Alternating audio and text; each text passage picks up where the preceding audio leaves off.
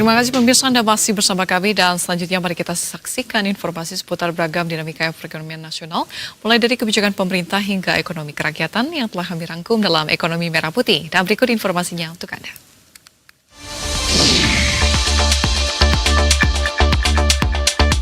Presiden Prabowo Subianto meresmikan Rumah Sakit Umum Daerah atau RSUD Kiai Haji Muhammad Thohir Krui di Kabupaten Pesisir Barat, Lampung pada Rabu siang.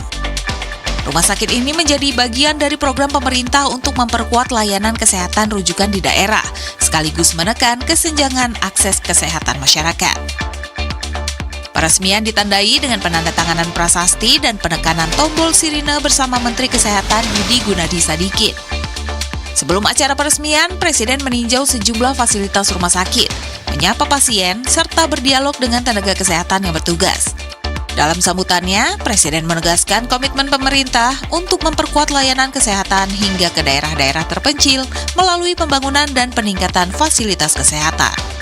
Selain pembangunan rumah sakit, pemerintah juga menargetkan modernisasi 10.000 puskesmas di seluruh Indonesia guna meningkatkan kualitas layanan kesehatan dasar masyarakat. Saya sudah merencanakan bersama Menteri Kesehatan dan pemerintah dalam 3 tahun yang akan datang kita akan membangun,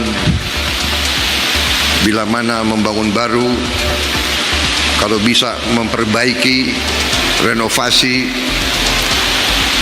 350 sampai 400 rumah sakit di seluruh kabupaten di Indonesia.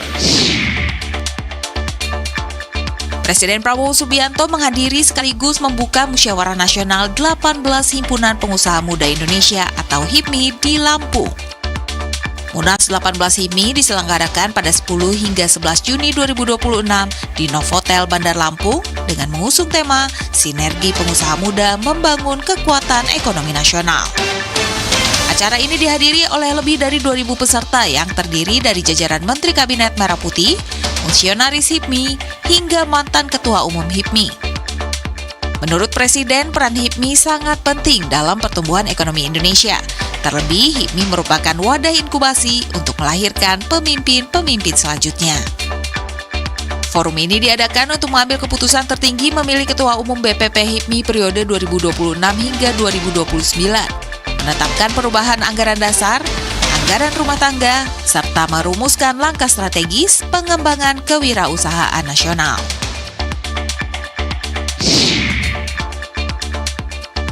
Aroma pembenahan mulai terasa di tubuh pemerintahan setelah kasus dugaan korupsi dalam program makan bergizi gratis MBG menjadi sorotan publik.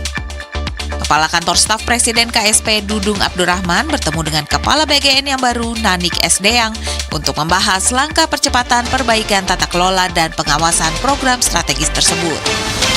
Bertempat di kantor KSP kawasan Istana Negara Jakarta, Dudung menyampaikan bahwa pemerintah bersama Badan Gizi Nasional atau BGN tengah melakukan evaluasi dan penataan ulang pelaksanaan program makan bergizi gratis MBG agar semakin tepat sasaran dan berjalan lebih efektif. Menurut Dudung, salah satu langkah yang dilakukan adalah melakukan refocusing terhadap penerima manfaat. Evaluasi akan dilakukan untuk memastikan bantuan diberikan kepada kelompok yang benar-benar membutuhkan.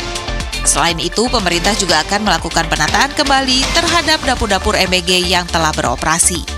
Evaluasi akan difokuskan pada kualitas layanan dan kepatuhan terhadap standar operasional, termasuk aspek keamanan pangan untuk mencegah terjadinya kasus keracunan. Evaluasi juga mencakup kesesuaian antara kapasitas dapur dengan jumlah penerima manfaat yang dilayani.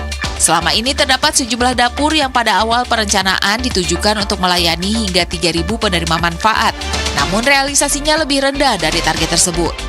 Karena itu, pemerintah akan melakukan penyesuaian agar skema operasional dan insentif yang diberikan kepada pengelola atau investor dapur sesuai dengan kondisi real di lapangan.